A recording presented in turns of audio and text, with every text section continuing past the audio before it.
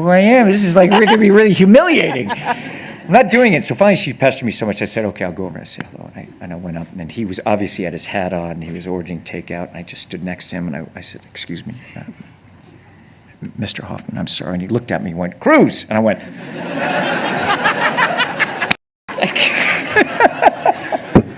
I was like, because Risky Business, The Graduate, it's one of the films that you got to look at as an actor when you're looking at, at coming of age. And that's how I met him. I think it was the last week of Death of a Salesman. I said, no, sir. I said, it was sold out, standing room only. He says, well, come to see it. And I said, well, can I bring my sister?